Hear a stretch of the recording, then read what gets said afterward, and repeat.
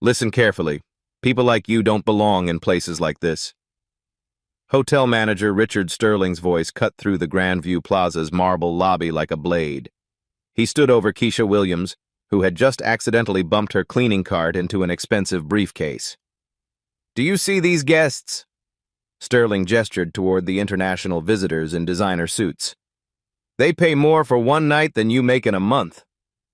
He grabbed the briefcase and held it up for everyone to see. "This costs more than your entire yearly salary." Sterling then picked up napkins from Keisha's cart and threw them at her feet. "Here, practice cleaning up your own messes before you touch anything that matters." The lobby fell silent. Guests stared. Other staff whispered and smirked. Keisha bent down to collect the scattered napkins, her face burning. In 30 minutes, this same woman would answer one phone call that would save a $50 million deal. Have you ever seen someone get destroyed right before they became the hero? The executive floor hummed with tension at 8:47 a.m. CEO Jonathan Hayes paced frantically in the glass-walled conference room, international flags arranged around a mahogany table set for 12. "Nakamura-san, please don't hang up." Hayes pressed his phone closer to his ear. "Our interpreter is stuck in traffic. Just 15 more minutes, I promise." The Japanese voice on the other end grew sharp and frustrated. Hayes winced, understanding none of it but recognizing anger in any language. "I'm sorry. I don't understand Japanese. Please, just give me—" The line went dead. Hayes stared at his phone in horror. This wasn't just any deal. The global partnership agreement with 6 countries would transform his company overnight. $50 million, 3 years of negotiations, all crumbling because of one missing interpreter. "Get them back on the line," Hayes barked at his assistant. "This deal closes at 10 a.m. sharp." He rushed out to find someone, anyone who could help.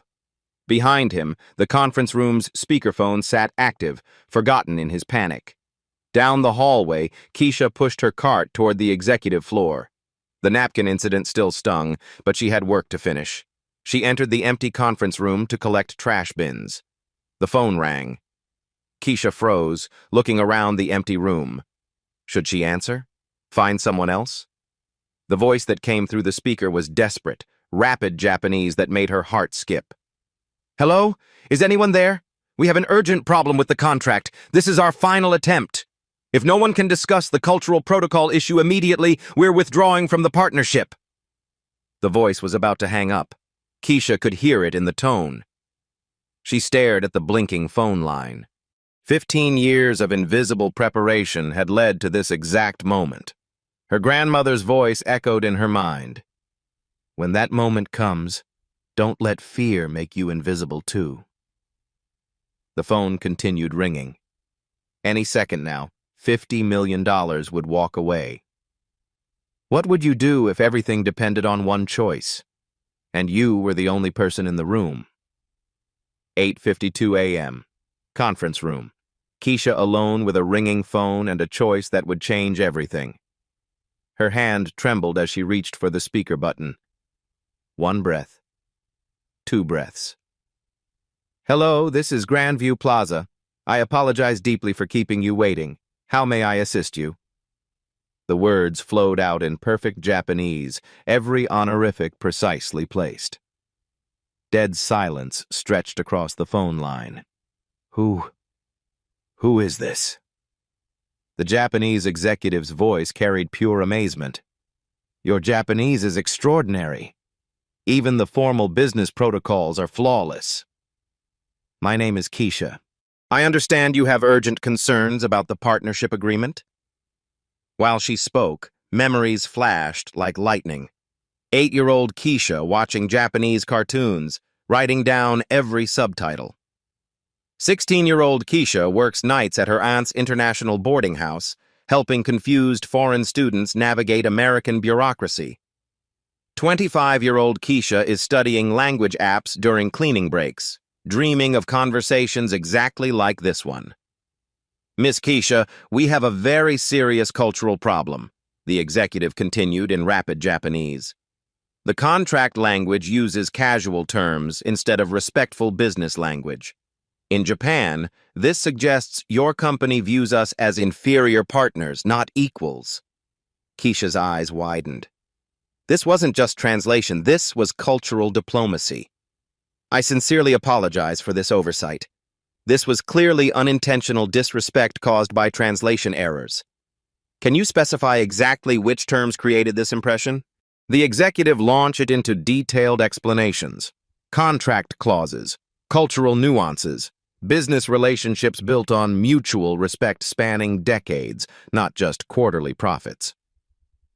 I believe I understand completely, Keisha responded, switching between formal and casual Japanese seamlessly. Would you be willing to remain on the line while I locate Mr. Hayes? He needs to understand this cultural context directly. Miss Keisha, are you the cultural consultant for this partnership? Keisha paused. The truth felt impossible to explain. I work here at the hotel. Your understanding of international business protocol is exceptional. Please find Mr. Hayes immediately. We trust your judgment. Keisha grabbed the mobile phone connection and ran down the hallway, her cleaning uniform suddenly feeling like armor instead of shame. Mr. Hayes! Mr. Hayes! She called out. The Japanese partners are still connected.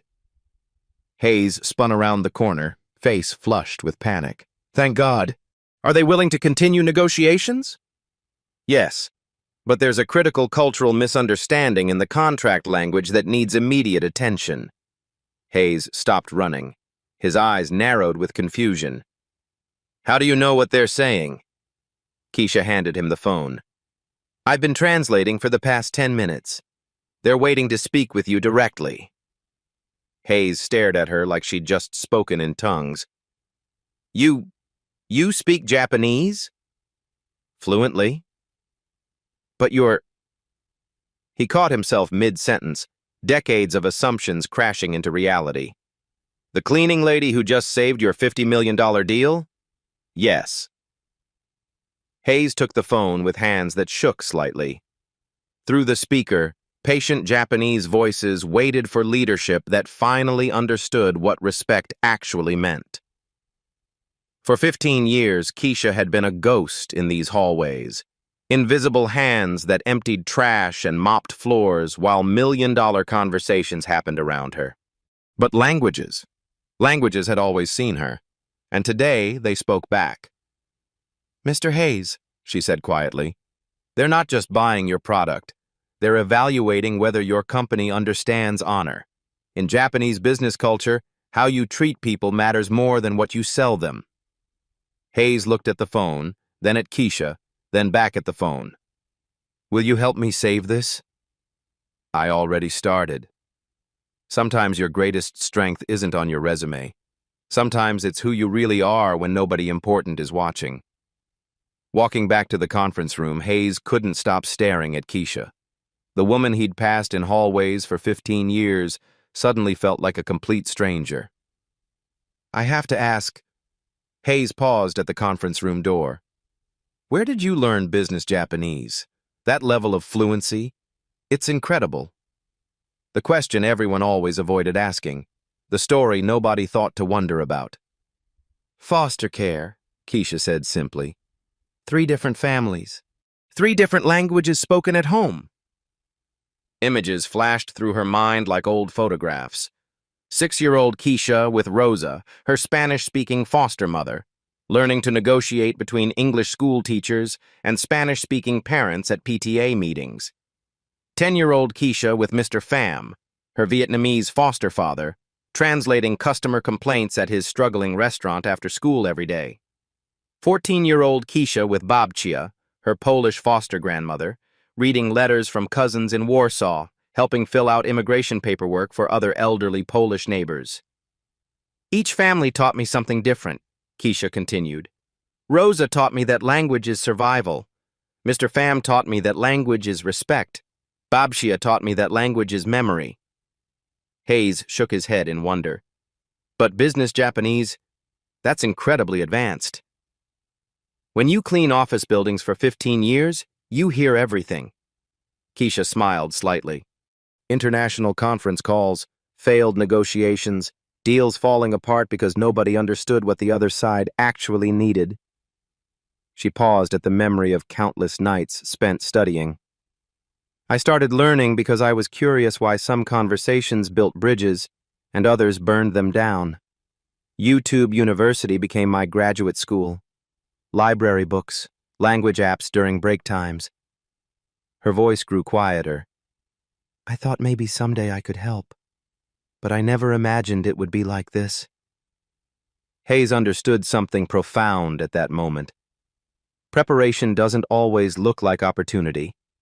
Sometimes it looks like a woman studying languages in empty office buildings at 2 a.m., dreaming of conversations that seemed impossible. Your grandmother would be proud today. Keisha touched the small pendant at her neck, Babsia's final gift. She always said America was a place where invisible people could become visible. She just never said when. 9:03 a.m. 3. The conference room felt different now, charged with possibility and danger in equal measure. Hayes adjusted his tie and pressed the speaker button. Nakamura-san, I apologize deeply for the cultural miscommunication in our contract. I have Keisha here to help us resolve this properly. The door burst open. Richard Sterling stood frozen in the doorway, his face contorting as he processed the impossible scene before him. The cleaning lady, sitting at the executive conference table, during the most important business negotiation in company history.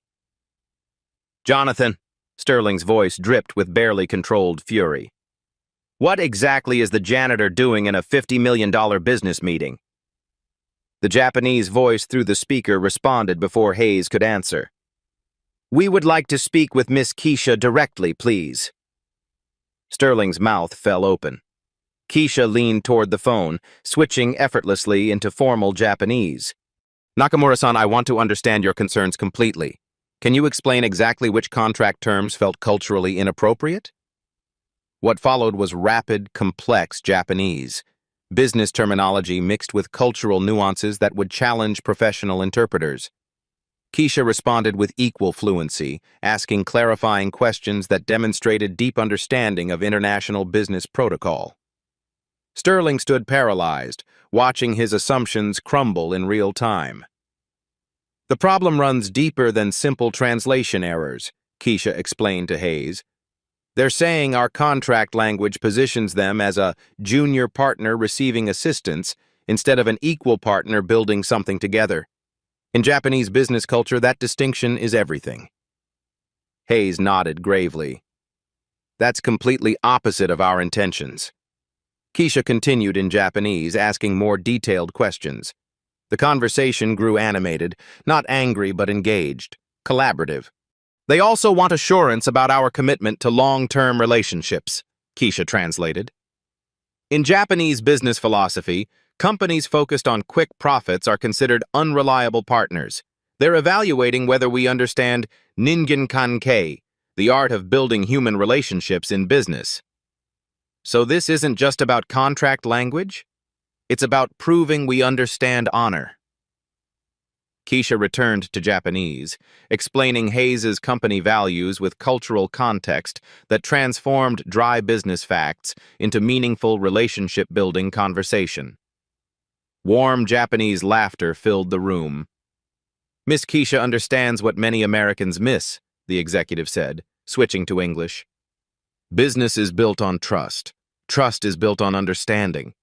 You have someone very special helping you today. Sterling stepped closer to the table, his arrogance replaced by something approaching awe. Mr. Hayes, the Japanese voice continued, we are very impressed with Miss Keisha's cultural sensitivity. We would like to continue all negotiations with her providing translation and cultural guidance. Hayes looked at Sterling, whose face had gone pale. Other employees had gathered outside the glass walls, watching the impossible unfold. Keisha, Hayes said quietly, I think we need to talk about your job description.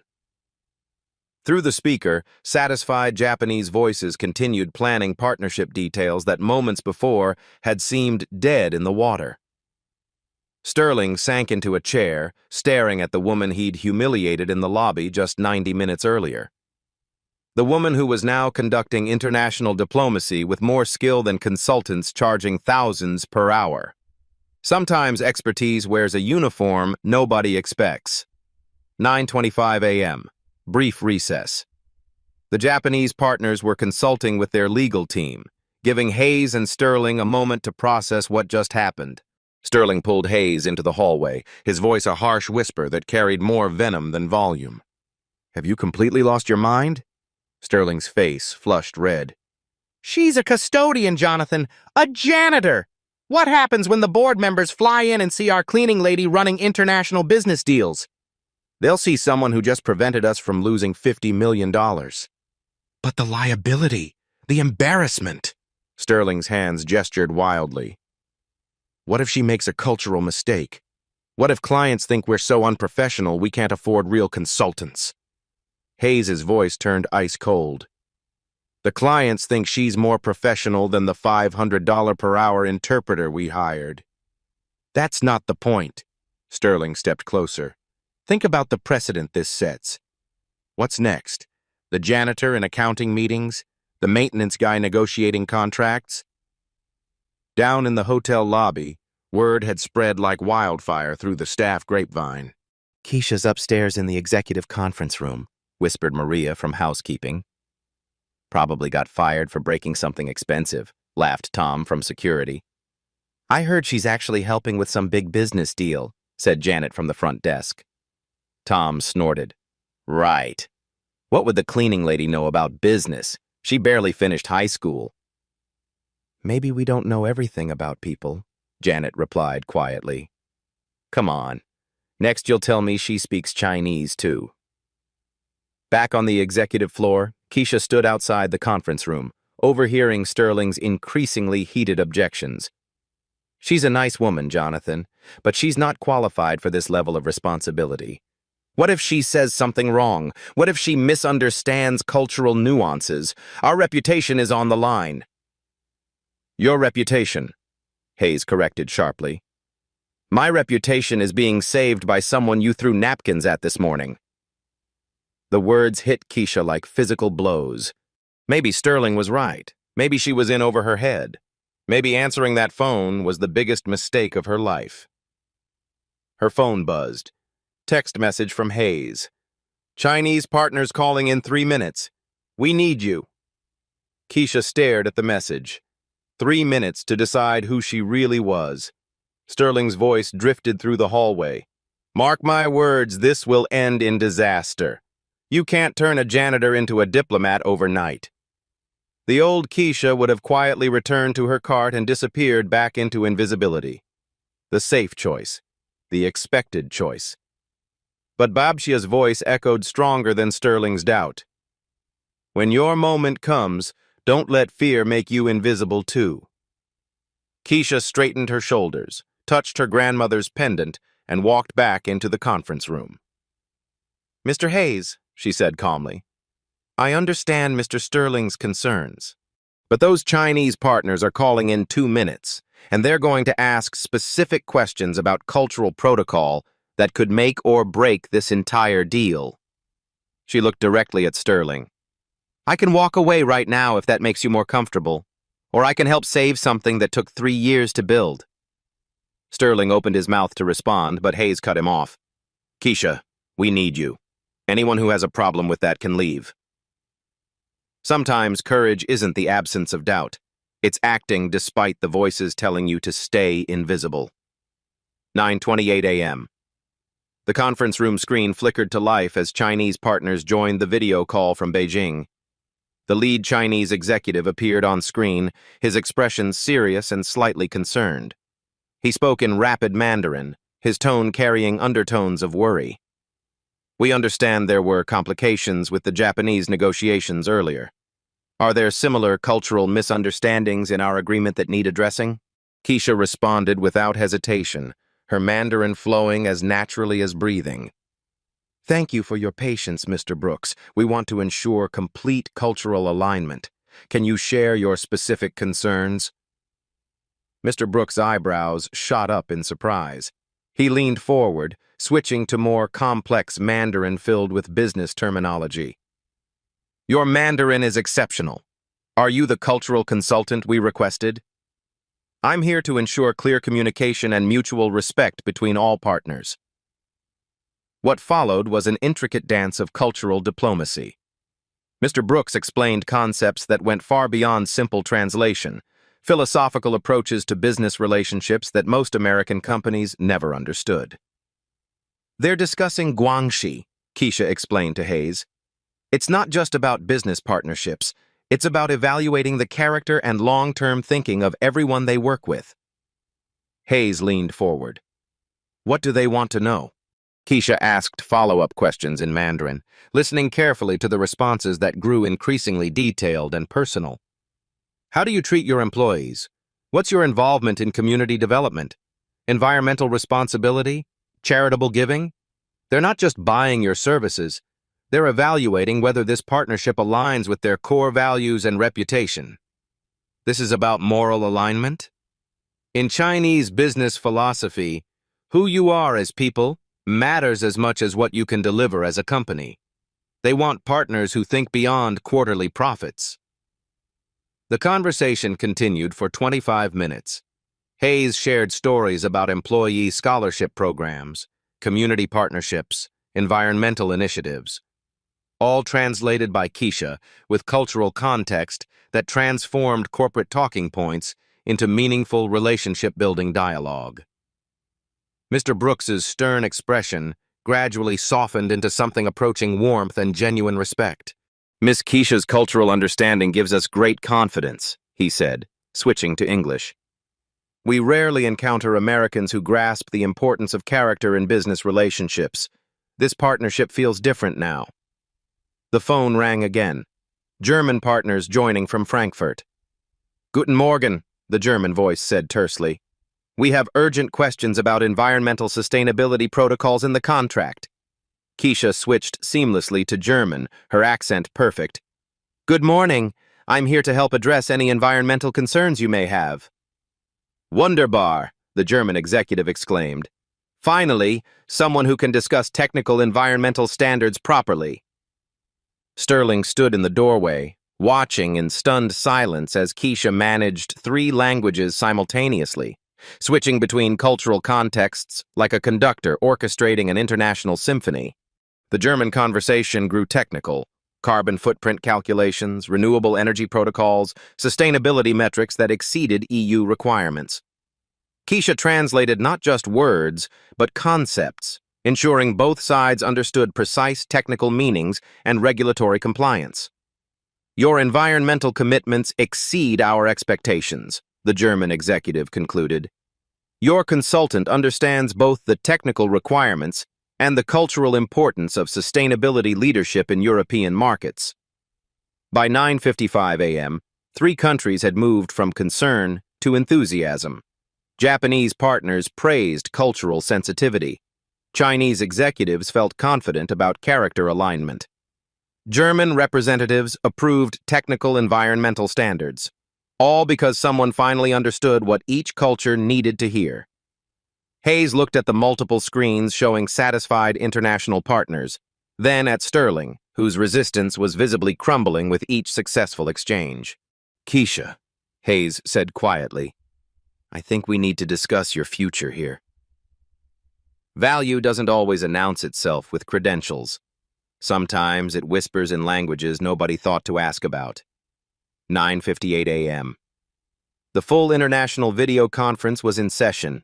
Japanese, Chinese, and German partners all visible on multiple screens, their faces showing genuine satisfaction and engagement. Hayes cleared his throat and looked directly into the main camera. Before we proceed to final signatures, I want to formally introduce someone who has been absolutely crucial to today's success. He gestured toward Keisha with unmistakable respect and pride. This is Keisha Williams. 2 hours ago, she was someone we had shamefully overlooked for 15 years. Today, she has single-handedly saved the most important partnership in our company's history. The Japanese executive leaned forward on screen. Miss Williams has demonstrated exceptional cultural sensitivity and understanding of international business protocol. The Chinese partner nodded enthusiastically. Her grasp of relationship-building philosophy is remarkable. We feel truly understood for the first time in these negotiations. The German representative added, "We have rarely encountered such precise technical translation combined with cultural awareness. Miss Williams is extraordinary." Hayes felt a wave of emotion he hadn't expected. Recognition doesn't always come with a promotion or fanfare. Sometimes it comes with a room full of people, both in person and on screens around the world, finally seeing what was always there. "Keisha," Hayes said, turning to face her directly, "I'm creating a new position effective immediately. Director of International Cultural Relations. The compensation will reflect what you're actually worth to this company, not what we ignorantly assumed you were worth." Keisha's eyes filled with tears as she tried to blink away. "Mr. Hayes, I honestly don't know what to say." "Say you'll help us become the kind of company that deserves employees like you. Say you'll help us see people the way you've helped our partners see us." Sterling stepped forward from the doorway, his face a mixture of shame and newfound respect. "Keisha, I need to say something publicly." His voice carried none of its earlier arrogance. "This morning, I treated you with disrespect based on assumptions about your job title rather than knowledge of your abilities. You handled my ignorance with more grace and professionalism than I deserved." The international partners on screen watched this exchange with obvious approval. "What you accomplished today wasn't just business success," Sterling continued. "You showed all of us what we become when we judge people by their potential rather than their position." Keisha touched the small pendant at her neck, her grandmother's final gift, and found her voice. "We all make assumptions sometimes, Richard. What matters is what we choose to do when we learn we were wrong." The Japanese executive spoke up from the screen. "This interaction demonstrates the character and values we hope to find in a partner company. Miss Williams, you represent exactly the kind of leadership we want to work with." Hayes looked around the room, at Sterling's transformation, at the satisfied faces on the international screens, at Keisha's quiet dignity in this moment of recognition. Sometimes the most powerful endorsement comes not from a single authority figure, but from a moment when everyone in the room realizes they've witnessed something extraordinary. 10:15 a.m. Brief recess. The international partners were reviewing final contract details, giving Hayes and Keisha a private moment in the conference room. Hayes poured 2 cups of coffee from the executive service cart, handing one to Keisha. The simple gesture felt significant, equal to equal, not boss to employee. "Can I ask you something personal?" Hayes settled into the chair beside her, not across from her. "Of course." "You could have walked away from that ringing phone this morning. Most people would have. Why didn't you?" Keisha wrapped her hands around the warm coffee cup, gathering her thoughts. She touched the small pendant at her neck, worn silver with delicate Polish engravings. "My foster grandmother, Babcia, used to clean offices in downtown Chicago. Back in Poland, she was a university literature professor. But in America, she became invisible." Hayes listened without interrupting, sensing the weight of what she was sharing. "Every night after her cleaning shifts, she'd come home and teach me languages. Polish first, then others. She'd say, 'Keisha, in Poland I taught students who respected knowledge. In America, I clean desks where important decisions happen, but nobody asks what I think.'" Keisha's voice grew softer, more personal. "She used to tell me, 'Someday, someone will need exactly what you know. When that moment comes, don't let fear make you invisible like they made me invisible. Be ready.'" Hayes felt something shift in his chest. A recognition of all the invisible wisdom that moved through his company every day, unnoticed and unasked. She'd be incredibly proud today. She always said America was a place where invisible people could become visible. She just didn't know when. Keisha smiled, tears threatening. I think she'd say today was the day she was waiting for. What she gave you, it wasn't just languages, was it? No. She gave me permission to believe I had value, even when the world told me otherwise. She taught me that preparation and opportunity aren't the same thing. But when they meet... Keisha gestured around the conference room where millions of dollars in partnerships had just been saved. When they meet, extraordinary things become possible. Hayes understood something profound at that moment. Every person walking through his company carried stories, skills, dreams, and wisdom he'd never bothered to discover. How many other Keishas were invisible in plain sight? Keisha, I want you to know. What happened today changes how I see everything. Not just you. Everyone. That might be the most important deal we saved today. The most meaningful transformations don't just change one person's life. They change how everyone learns to see. 10:28 a.m. 2 minutes until the partnership deadline. All international partners were connected: Japan, China, Germany, with contract documents ready for final signatures. Hayes addressed the full video conference with cautious optimism, his voice carrying the weight of 3 years of negotiations. We have successfully resolved all cultural concerns and technical specifications. All parties ready to execute the Global Partnership Agreement? The room held its breath. Then chaos erupted. The conference room phone rang with urgent, panicked energy. Italian partners joining at the last possible moment, their voice cutting through the speaker like a fire alarm. Emergenza! Emergency! The Italian executive's voice was sharp with crisis. We just discovered a catastrophic problem in the environmental compliance section of the partnership agreement. Keisha felt her stomach drop as the Italian executive continued in rapid, agitated Italian, technical environmental terms mixed with legal concerns and cultural frustration about American business practices. What are they saying? Hayes asked, his face draining of color as he watched his deal potentially crumble. Before Keisha could translate, the other partners erupted simultaneously across multiple screens and phone connections. Japanese partners speaking rapidly in worried Japanese about environmental standards that might conflict with their strict sustainability commitments and corporate environmental reputation. Chinese executives conferring in urgent Mandarin about regulatory compliance issues that could threaten their government relationships and international standing. German representatives expressing sharp technical objections in precise German about carbon neutrality protocols that appeared to violate European Union environmental law. The conference room became a modern Tower of Babel. 4 languages, 6 countries, $50 million in partnerships, and complete multilingual chaos with 90 seconds left on the deadline clock. Hayes stared at the cacophony of concerned international voices, understanding absolutely nothing but recognizing disaster in every tone. I can't follow any of this. His voice cracked with desperation as he watched screens full of agitated faces. What's happening to our deal?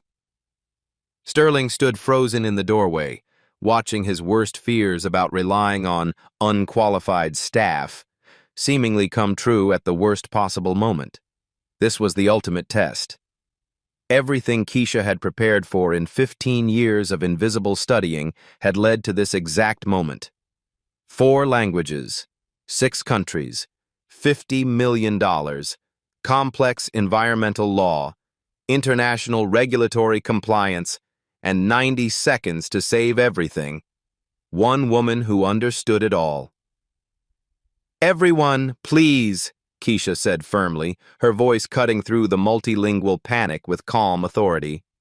Let me understand each country's specific concern systematically. She transformed into a diplomatic conductor orchestrating an international crisis symphony with precision that amazed everyone watching. Mr. Rossi, she addressed the Italian team in perfect Italian with appropriate legal formality, what specific environmental standard appears problematic in the American contract documentation? The Italian response came fast and frantic, filled with technical legal terminology.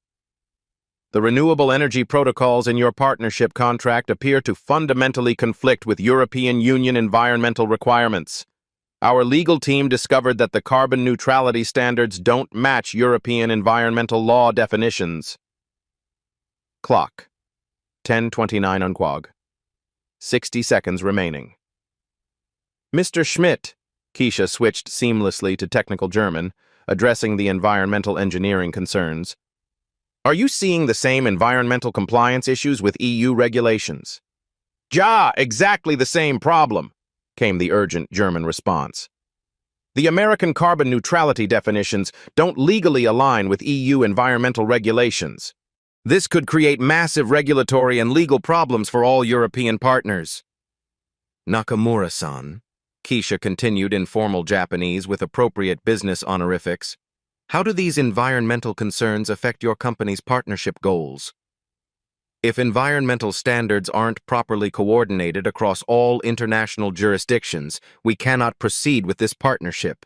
Our company's reputation depends on authentic environmental responsibility that meets the highest global standards. Mr. Brooks, she concluded in complex Mandarin business terminology, what are your government's environmental concerns about this partnership? We must have absolute assurance that all environmental protocols meet the highest international standards without any regulatory uncertainty. Any environmental compliance questions threaten the entire multinational partnership structure. Clock. 10:29:15. 45 seconds remaining. Keisha realized the crisis with crystal clarity while her mind processed 4 different legal and cultural frameworks simultaneously. Mr. Hayes, there's been a critical translation error in the technical environmental documentation. The English term carbon neutral was incorrectly translated into multiple languages as carbon reduced, which represents completely different legal environmental standards in European and Asian environmental law. Hayes checked his watch frantically. 30 seconds left until the deadline. Can we fix this catastrophic error? I can explain the accurate translation to all partners simultaneously, but I need them to trust my environmental legal terminology expertise completely across 4 different regulatory systems. Do whatever it takes. Keisha took the deepest breath of her life and addressed all international partners simultaneously with perfect technical precision. In Italian, using precise EU legal terminology, the translation error affects terminology only, not actual environmental policy. We are genuinely carbon neutral by European Union standards, not merely carbon reduced. In German, with technical environmental engineering accuracy, our environmental standards exceed all European requirements. The legal translation used incorrect regulatory terminology. In Japanese, with proper environmental business protocol, environmental integrity remains our highest shared value. This correction confirms our mutual commitment to authentic international sustainability. In Mandarin, using appropriate governmental regulatory language, our environmental commitment exceeds what the translated documents indicated. We meet the highest international governmental standards. Clock, 10:29:50. 10 seconds until the partnership deadline. Profound silence stretched across all video screens and phone connections as legal teams processed the correction. Mr. Rossi, Keisha asked in precise Italian legal terminology, if carbon neutrality is officially confirmed by EU standards, not just carbon reduction, does this resolve your legal regulatory concerns? Sì, assolutamente. If this is truly carbon neutral by European Union legal standards, we can proceed with complete confidence. Mr. Schmidt, does this environmental legal clarification meet all German regulatory requirements? Jawohl, this environmental commitment meets our standards perfectly and exceeds expectations. Nakamura-san, does this environmental commitment align with your corporate values and government requirements? Yes, Miss Williams' technical precision gives us complete confidence in this partnership. Mr. Brooks, are you satisfied with the environmental regulatory compliance standards? We trust Miss Williams' expertise completely. The partnership can proceed. Clock, 10:30 on Quao. Partnership deadline reached. Every screen showed nodding faces. Every voice expressed enthusiastic agreement. All international partners, Hayes announced with barely controlled emotion. We have unanimous consensus at exactly 10:30 a.m. Agreed, came the simultaneous response in Japanese, Mandarin, German, and Italian. Keisha collapsed back in her chair, physically and emotionally exhausted but triumphant beyond imagination. Hayes stared at her with something approaching reverence. You just conducted the most complex international environmental legal crisis negotiation I've ever witnessed. In 4 languages, under 60 seconds, while managing 6 countries and different regulatory systems, and saved $50 million. Sterling, who had watched the entire performance from the doorway, stepped forward with genuine awe and respect, replacing his earlier skepticism. That wasn't just translation or cultural consulting, that was international diplomatic and legal mastery at the highest level. Through the speakers and screens, satisfied international voices began enthusiastically planning implementation details for a partnership that 60 seconds earlier had seemed completely destroyed. Sometimes the difference between catastrophic failure and extraordinary success isn't luck or money or prestigious connections. Sometimes it's one person who prepared for 15 invisible years for 60 seconds that changed everything. 2:30 p.m. The Grandview Plaza's grand ballroom buzzed with unprecedented energy. Word of the morning's miraculous partnership deal had spread through every department like wildfire. Hayes had called an emergency company-wide assembly, something that hadn't happened in the hotel's 15-year history. Executive staff, managers, housekeeping, maintenance, front desk, security, kitchen staff, every single employee packed into the elegant space normally reserved for wealthy guests' celebrations. Crystal chandeliers cast warm light over faces filled with curiosity and whispered speculation. What could possibly warrant stopping all operations for a mandatory meeting? Hayes approached the podium, his usual composed demeanor replaced by visible emotion. He looked out at the diverse crowd, people who'd worked side by side for years but rarely gathered as equals in the same room. 4 hours ago, Hayes began, his voice carrying through the sound system, we were about to lose the largest partnership in company history. $50 million, 6 countries, 3 years of negotiations, all crashing down because of cultural misunderstandings and translation errors. Murmurs rippled through the crowd. The housekeeping staff exchanged glances. The maintenance team looked confused. Most employees had no idea such high-stakes business even happened in their building. Right now, we're celebrating the successful closure of that partnership, the most complex international deal ever negotiated by this company. Scattered applause, but mostly puzzled faces. But we're not here to celebrate money, Hayes continued, his voice growing stronger. We're here to celebrate the person who saved us, and what she taught us about who we really are as human beings. A spotlight operator, following Hayes's gesture, began searching the crowd. Keisha Williams, would you please come up here? The spotlight found her in the middle of the housekeeping section, still wearing her cleaning uniform, looking absolutely mortified by the attention. The crowd turned to stare. The same woman many of them had barely noticed for 15 years. The woman Sterling had humiliated in the lobby just 6 hours earlier, now being called to the stage during the most important company meeting in history. The applause started slowly. A few people from housekeeping who knew her personally. Then it spread as employees began connecting dots they'd never considered before. Front desk staff joined in. Kitchen workers clapped louder. Security guards whistled approval. By the time Keisha reached the stage, the entire ballroom was on their feet in thunderous applause that seemed to shake the crystal chandeliers. Keisha approached the microphone like she was walking toward her own execution. I'm really not comfortable with public speaking, she said, her voice barely audible. You just spoke to 6 countries in 4 languages and saved $50 million, Hayes replied with a warm smile. I think you can handle us. Warm, supportive laughter rippled through the crowd, not mocking, but encouraging. Hayes turned to face the employees. Keisha, I have several things for you that represent more than personal recognition. They represent what this company chooses to become. First, he produced an elegant crystal award engraved with gold lettering. Excellence in International Relations, Keisha Williams, for extraordinary service above and beyond all expectations. This award typically goes to diplomats and executives with decades of formal experience and advanced degrees. Today, it goes to someone who proved that excellence doesn't always come with impressive credentials or corner offices. The applause grew louder. Several employees wiped their eyes. Next, Hayes handed her a business card holder containing fresh cards.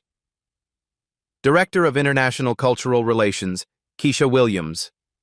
Along with a salary that reflects your actual value to this company, not what we ignorantly assumed you were worth based on job titles and uniforms. The crowd erupted again. Someone from housekeeping shouted, "You go, girl!" Others laughed and cheered. Keisha accepted both items with trembling hands, touching the small pendant at her neck, her grandmother's gift that had accompanied her through every invisible year. "I want to say something to everyone here," Keisha said, finding her voice as she looked out at faces that suddenly seemed truly interested in what she had to offer. The ballroom quieted to complete silence. 15 years ago, I took a job cleaning offices because I needed work to survive.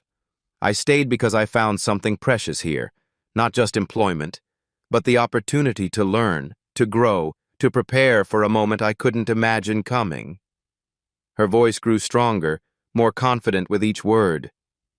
To everyone who's ever felt invisible in their workplace, who's ever been judged by their job title instead of their potential, your moment will come. Keep learning, keep growing, keep believing in what you bring to this world, even when others can't see it yet. The emotional response was immediate and overwhelming. Housekeeping staff nodded through tears. Kitchen workers applauded. Front desk employees looked around at colleagues they'd never really seen before. Sterling stepped forward from the side of the stage, approaching the microphone with visible humility that shocked everyone who knew his usual arrogance. "I need to say something publicly," Sterling announced, his voice carrying none of its typical superiority. The crowd tensed, unsure what to expect.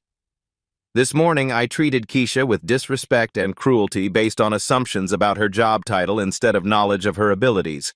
I threw napkins at her feet and told her to know her place." Gasps and murmurs of disapproval rippled through the audience. "Keisha handled my ignorance and prejudice with more grace, professionalism, and dignity than I deserved. She didn't just save a business deal today. She showed all of us what we become when we choose to see people's potential rather than just their positions." Sterling turned directly toward Keisha. "You have every right to be angry with me. Instead, you've shown me who I can choose to be. Thank you." The crowd's response was immediate and emotional. Standing ovation. Cheers. Several people shouted approval. Keisha stepped back to the microphone with tears in her eyes, but her voice steady. "We all make assumptions sometimes, Richard. What matters most is what we choose to do when we learn we were wrong. What matters is growing together." Hayes returned to the microphone for his final announcement. "Starting Monday, we're launching the Hidden Talent Initiative throughout our company. We're going to discover what extraordinary abilities our employees possess that we've never bothered to ask about." An employee from maintenance called out, "Miguel speaks 4 languages." Someone from housekeeping added, "Sarah has an engineering degree." Another voice, "David was a professor in Syria." "Rosa knows accounting." "James speaks sign language." The crowd began buzzing with excitement as employees started seeing each other completely differently. Hayes raised his hand for quiet. "This isn't just about discovering skills. It's about creating advancement pathways based on ability and potential, not just previous job history." Keisha stepped forward one final time. "My foster grandmother always told me I'd recognize my moment when it came. She was right about the timing. But the most beautiful part? This moment doesn't belong just to me. It belongs to everyone who's ready to be truly seen. The final standing ovation lasted nearly 5 minutes. Employees embraced. Departments that rarely interacted began conversations. The entire company culture shifted in real time. Recognition isn't just about one person's success. It's about everyone realizing what becomes possible when assumptions dissolve and human potential is finally visible. 6 months later. The brass nameplate on the office door read, International Cultural Relations Department. Keisha Williams, Director. Inside, sunlight streamed through floor-to-ceiling windows overlooking the city. Awards lined the walls, not just Keisha's, but recognition for the entire Hidden Talent initiative that had transformed workplaces across America. The Grandview Plaza had become something unprecedented, the most culturally diverse and inclusive workplace in the region. International business leaders flew in specifically to study their model. Harvard Business School featured them in case studies. The stock price had doubled, but the real transformation was human. Keisha sat at her conference table training a group of 12 new multilingual cultural liaisons, former housekeepers, maintenance staff, and security guards who'd been discovered through the Hidden Talent initiative. Miguel from maintenance was now learning advanced business Portuguese. Sarah from housekeeping was applying her engineering background to sustainability consulting. David, the former Syrian professor, was leading academic partnerships. Cultural translation isn't just about language, Keisha explained to her eager trainees. It's about understanding what each person needs to feel respected, heard, and valued. That's what transforms one-time transactions into lifelong partnerships. A soft knock interrupted the training session. Miguel peered through the doorway, no longer wearing a maintenance uniform but professional attire that matched his new role as Latin American cultural specialist. Ms. Williams, I hope you don't mind the interruption, but I wanted to ask you something. Of course, Miguel. Come in. He entered hesitantly, still adjusting to being welcomed into spaces that once felt forbidden. I keep thinking about what you said 6 months ago, about preparing for opportunities we can't see coming. My younger sister just started community college, but she's working nights cleaning offices to pay for classes. She speaks 3 languages but thinks they're not valuable because nobody at her work ever asks. Keisha smiled with recognition and warmth. What would you tell her? The same thing my foster grandmother told me. Keep learning. Keep growing. Your moment will come when you're ready for it. Miguel nodded thoughtfully. She wants to study international relations, but she doesn't think people like us belong in that world. People like us belong everywhere we're willing to prepare ourselves to contribute. Tell her to call me. After Miguel left, Keisha walked to her window, looking down at the hotel lobby where her journey had begun with scattered napkins and public humiliation. Now she watched employees from every department greeting each other by name, in multiple languages, with genuine respect. Her phone buzzed with a text from Hayes. Forbes wants to interview you about the Hidden Talent initiative spreading to 500-plus companies nationwide. Are you available this afternoon? She typed back, ready when they are. But the most meaningful moment came an hour later when Maria, the current evening custodian, knocked on her door. Ms. Williams, thank you for the conversation groups you started. I've been practicing my English business terms like you suggested. How's it going, Maria? Good. And I wanted to tell you something. Yesterday I overheard Mr. Sterling on a call with Italian partners. When they started speaking Italian, he looked confused, so I helped translate. He thanked me afterward and asked about my background. Keisha's heart swelled with pride and possibility. Your moment is coming, Maria. Keep preparing. As the day ended, Keisha touched the pendant at her neck, Babchia's gift that had witnessed every step of this transformation. Here's what she'd learned. The most extraordinary people are often hiding in the most ordinary places, waiting for someone to ask the right questions instead of making assumptions. So here's the question for you. Who are the invisible people in your world right now? The cashier who speaks languages you've never asked about? The security guard with skills you've never explored? The person whose story you know by job title but not by potential? This week, start one real conversation. Learn one person's name and background. Ask one question about someone's abilities instead of assuming their limitations. You might discover that the person who can solve your biggest problem, change your perspective, or save your most important project has been right there all along, waiting for someone to simply see them. The Hidden Talent Initiative now operates in over 500 companies across America, proving that extraordinary ability exists everywhere when we choose to look beyond job descriptions and uniforms. Keisha Williams answered one foreign phone call and changed everything. But the real call is to all of us.